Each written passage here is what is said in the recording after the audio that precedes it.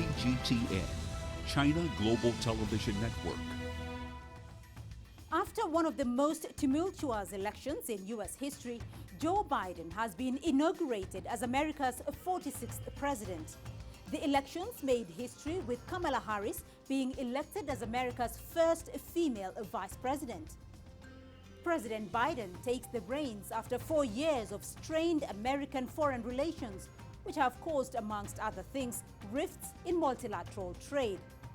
However, one of the biggest challenges facing Biden's new administration will be controlling the coronavirus pandemic across the country.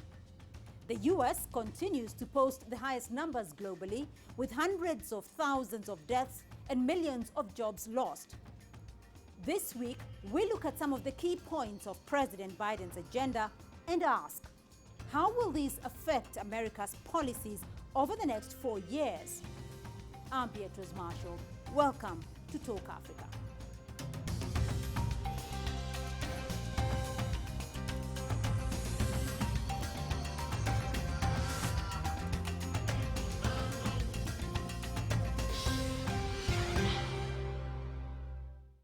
President Biden began his term in office by signing 17 executive orders, memorandums, and agency directives.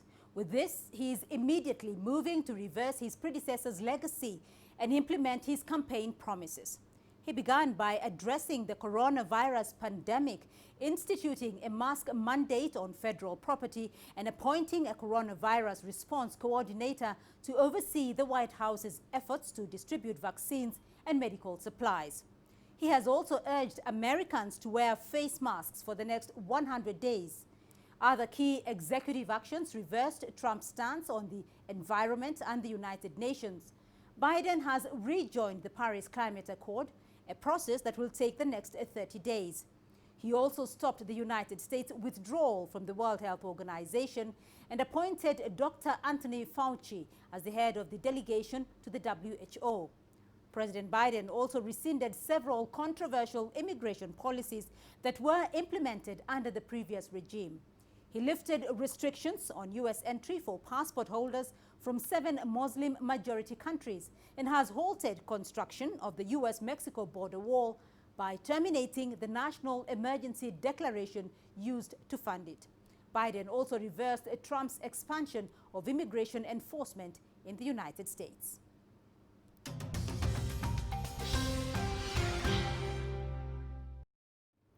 Well, joining me now to look at America's new administration and how its policies may impact U.S. relations across the globe are Victor Gao.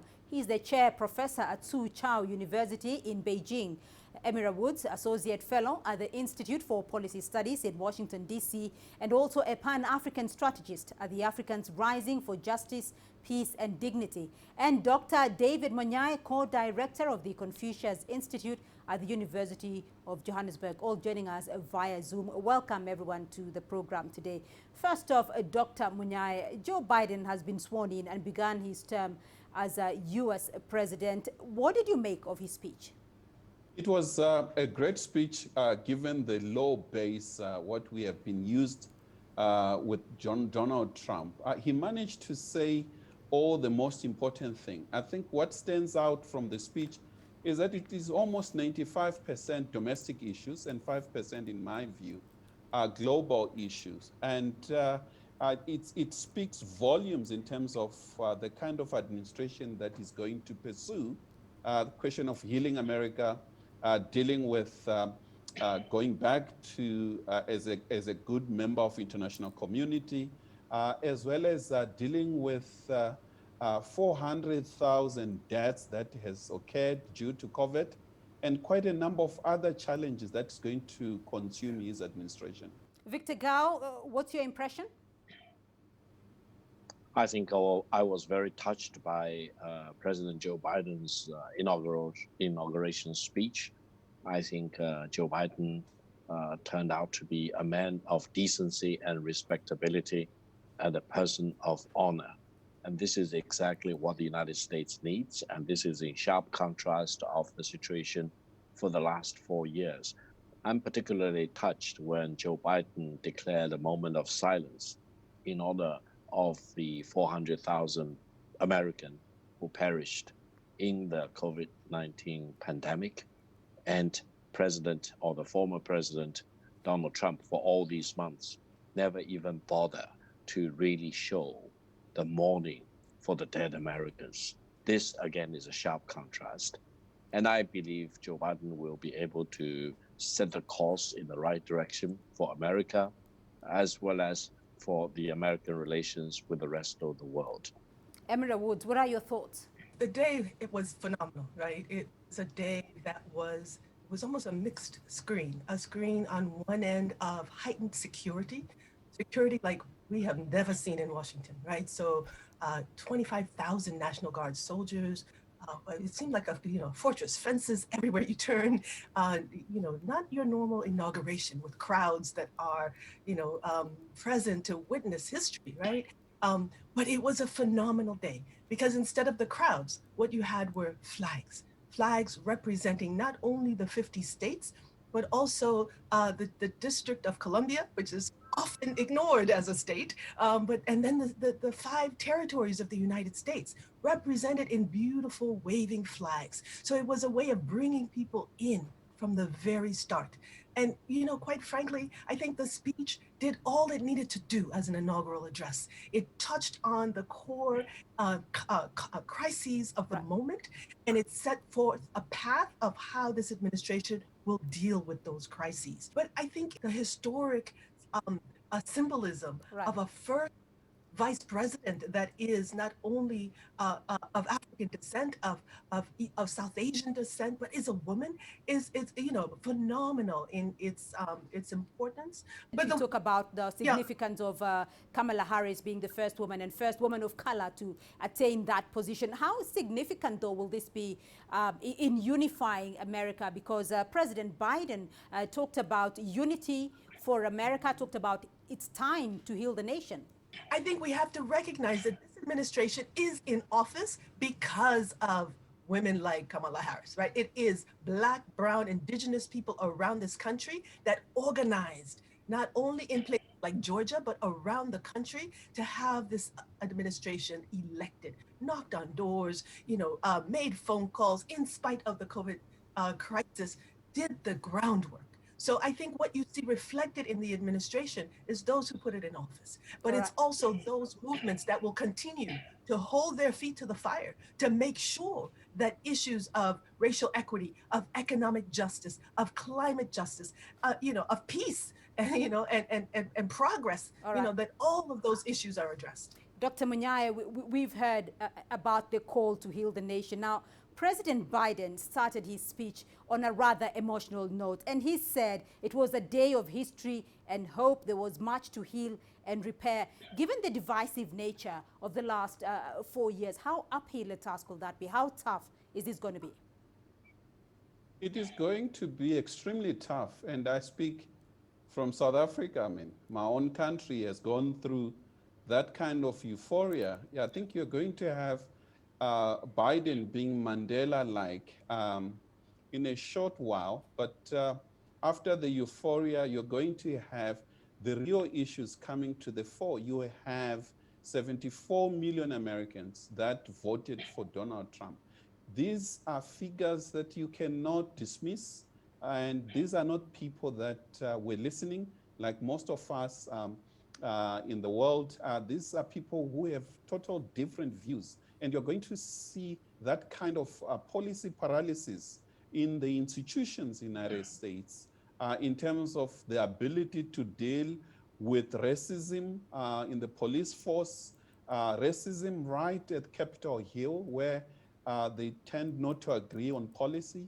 And we are going to see whether President Biden will going to get support from the Republicans to pass through, not just cabinet, to also give him enough stimulus for the economy, to support him on issues of infrastructure development in America, and quite a number of issues at a global level. And I really doubt that 4 years is enough for him to achieve all of the above.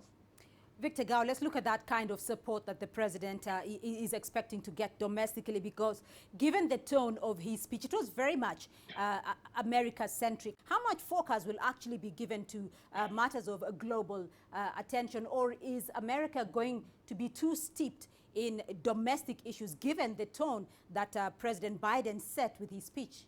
First of all, President Biden inherited the United States in shatters, in tatters, and with great division.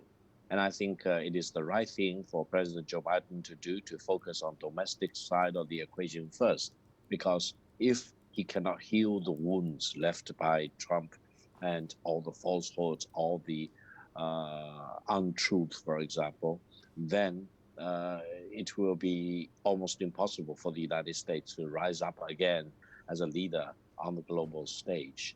Only by healing domestically first, then can the United States expect to restore itself to the former glories in the world stage. I think international relations will always be important for the United States, which is the only remaining superpower in the world. But Joe Biden's top priority is domestic.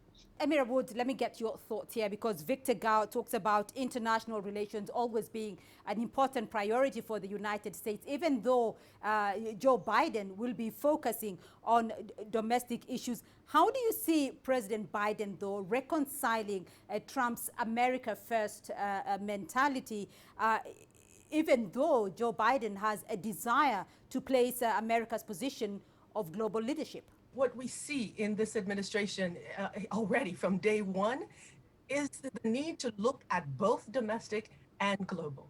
So among those 17 executive orders on that first day was rejoining the Paris Agreement, was also rejoining the World Health Organization. So on today, day one of this Biden-Harris administration, you have Anthony Fauci, who is the premier leader in terms of global health in the United States. He is now attending a World Health Organization meeting. So I think they are not only sending the right message, but they're advancing on both sides, recognizing that the US, particularly in issues that are global, climate, issues of human security, issues of global health in the midst of this pandemic and potentially future pandemics. The US is not an island, and it must act in concert with the rest of the world. So I think you will see that there will be a split screen of both domestic and attention to domestic issues, as well as global issues. And I think it is a necessity given the moment we're in history. So, Dr. Munyai, there's going to be a split screen here, with focus on the global and on the domestic issues. Let's look at trade between the US and Africa, which was really on the decline over the last 4 years. And we really did not get a feel of what exactly America's policy was towards Africa over the last 4 years. How do you feel the new US administration will implement the CFTA, for instance? How will it revive trade with the continent? There's a golden opportunity for Africans to really take advantage of changes that are taking in the United States in terms of lobbying, constituencies, particularly the African diaspora, and to ensure that the AGOA process, which is coming to an end, either it's renewed or a trade deal under Africa's own trade agreement is reached with the United States. But this kind of process tends to take longer periods in terms of negotiation. It's a new team, well-experienced team of President Biden. However, there are a lot of issues. The bigger question for Africa is what kind of products are we going to sell in the United States? Given the fact that US is buying less of our oil, and however, we need to build other new areas in which we can trade and increase volume in favor of the African continent. But we have to be cautious and not to expect a lot, and ensure that we do much of the work than waiting for the United States to rescue Africa, which is not going to happen. Indeed, we're going to be looking closer at Joe Biden's policies on the continent as well as around the world, his policy direction when we return from this break. For now, we're going to take a short break. When we come back, we'll continue our discussion on America.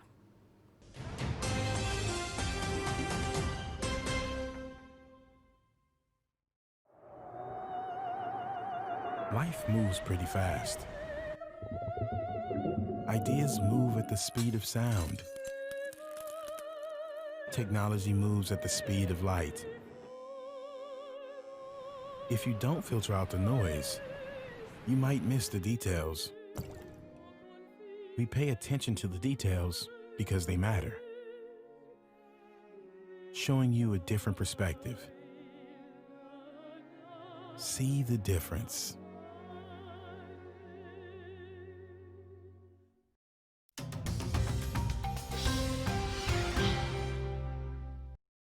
Welcome back to Talk Africa. Still with me are Victor Gao, Emira Woods, and Dr. David Monyai.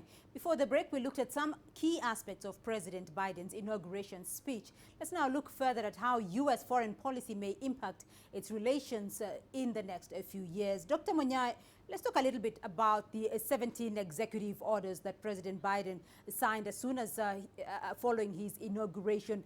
They were wide-ranging, from reversing immigration laws like the Muslim travel ban to rejoining the WHO and the Paris Climate Change Accord and stopping the construction of the border wall with Mexico. First, what is your impression of this? We are hopeful that the United States is rejoining the international community as a good player and a leading nation, working closely with other nations in Europe, China, and the African continent. And this is good news, particularly for the continent that depends so much on multilateralism in dealing with issues of peace and security and development. Climate change that is affecting our continent. But far and beyond that, I think we also see a policy of distance in terms of how the United States treat others. One of the reverse of President Donald Trump's laws was the issue of banning people coming from Muslim nations. And as you are aware, the continent has a huge Muslim population. So it's welcome and dealing with the wall, the climate change question, going back to Paris Agreement, and more importantly, rejoining the World Health Organization. These are good initiatives taken, and we hope that the United States will do more as it actively join these bodies. Well, Dr. Monyai, when you look at the policies, some of the policies that have been reversed, and you mentioned specifically the lifting of the ban on some travelers from some Muslim countries, and issues like stopping deportations for 100 days as they look to ensure fair and effective programs on immigration. How do you see the United States, though, positioning itself in terms of relations with countries like Africa, countries from Africa, and countries like China? I think what we in Africa are hopeful for is that President Biden will work closely with China. I think it is quite disturbing to have a conflict between those two. Our continent depends largely on the biggest economy in the world, a powerful nation, United States, as well as the second most important country in the world in terms of economy, which is China. And the two play a critical role in our own development. And peace between the two gives Africa a head start within multilateral structures to deal with peace, as well as handle conflicts, whether it's in Mozambique, Ethiopia, in other areas where there are crises. So we are very hopeful that United States will become a responsible partner in dealing with the global crisis. Emira Woods, let me get your thoughts here. How much exactly did U.S. foreign policy change in the last 4 years, even as we look at what's going to happen in the next 4 years? Well, the U.S. foreign policy in the last 4 years was focused on, quite frankly, a transactional approach, very racist and almost xenophobic view of the world. And so I think from the start, what you're seeing is a different message put forward, a message of multilateralism, of embracing the international community and understanding that really our fate as a human family is intertwined. So what you see, for example, is it's straight off the bat, it's understanding that issues of pandemics impact everybody. You must address it from a fact-based approach, and you must address it as a globe.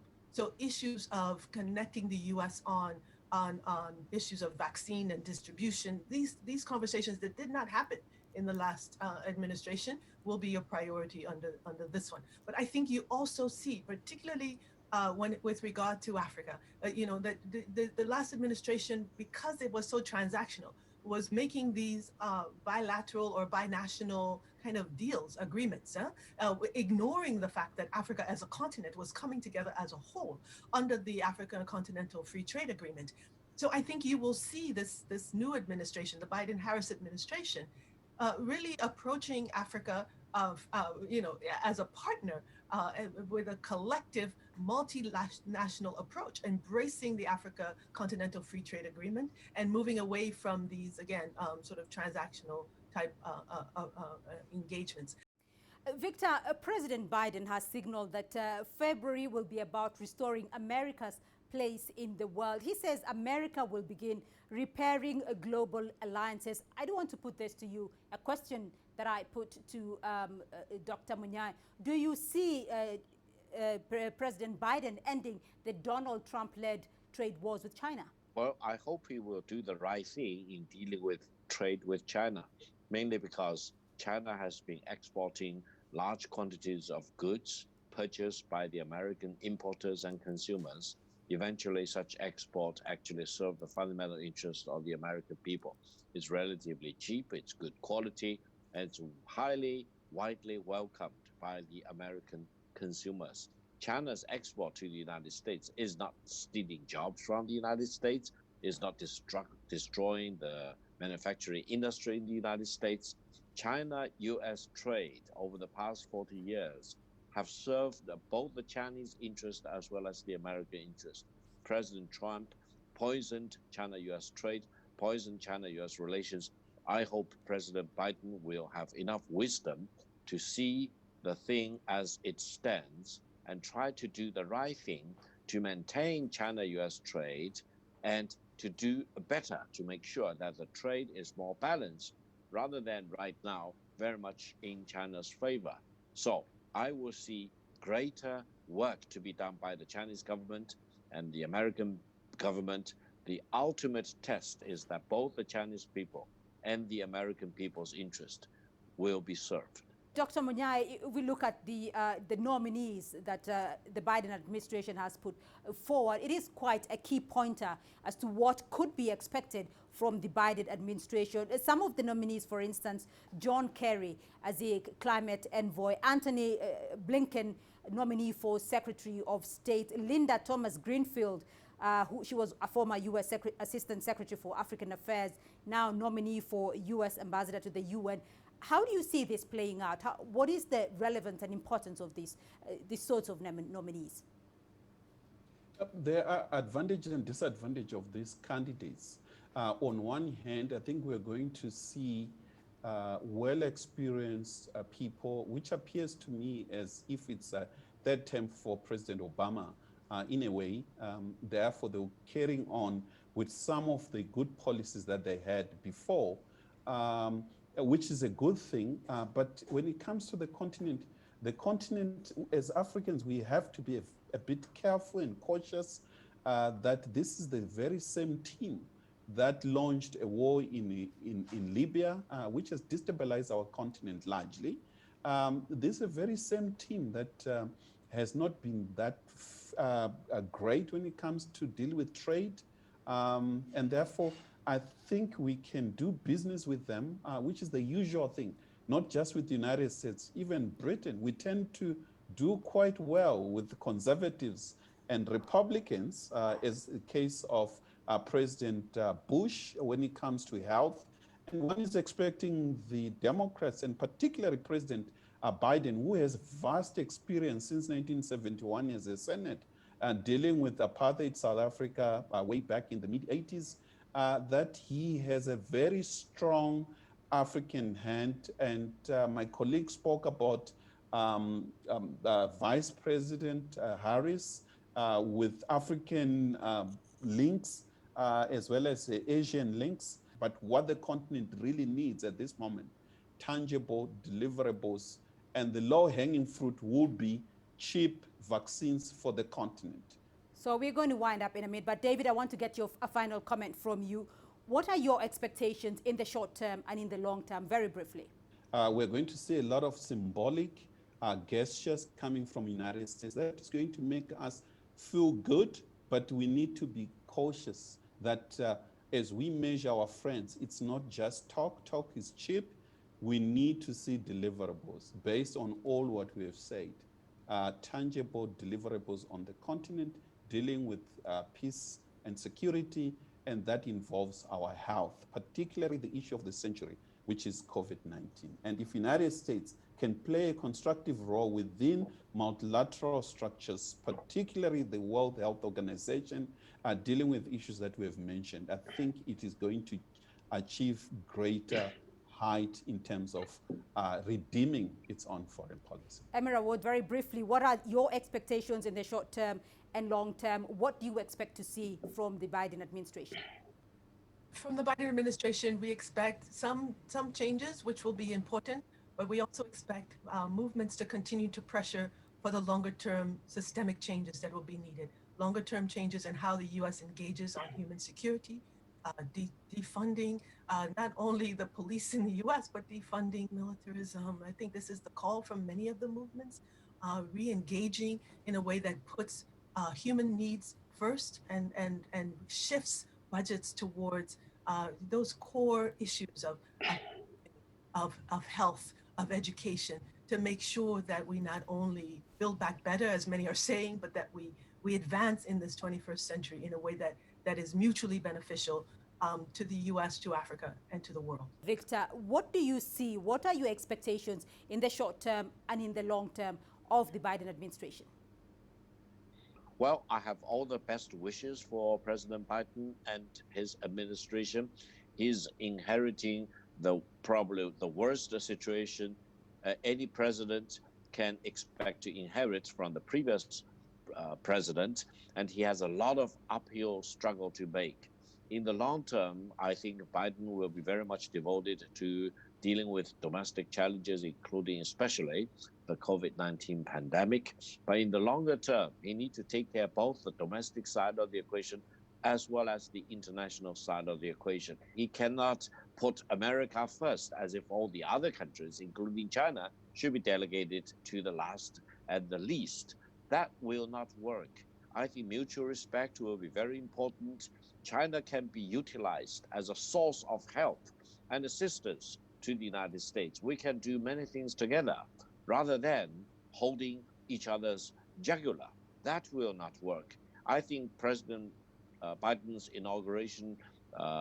inaugural speech can also shed light to what he will do as the leader of the United States vis-a-vis the rest of the world, including China.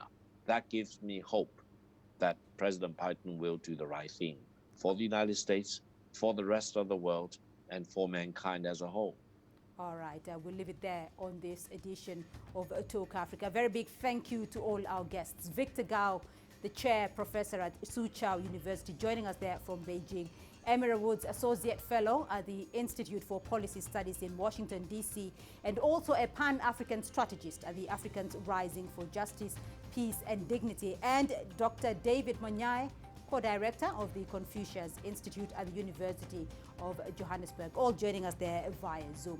Remember, you can also be a part of this conversation online through our social media handles on Facebook and Twitter, and you can also catch the show on our YouTube playlist. Do keep the conversation going and join us again next week for more Talk Africa. From me, Beatrice Marshall, and the team here in Nairobi, until next time, thank you for joining us and goodbye.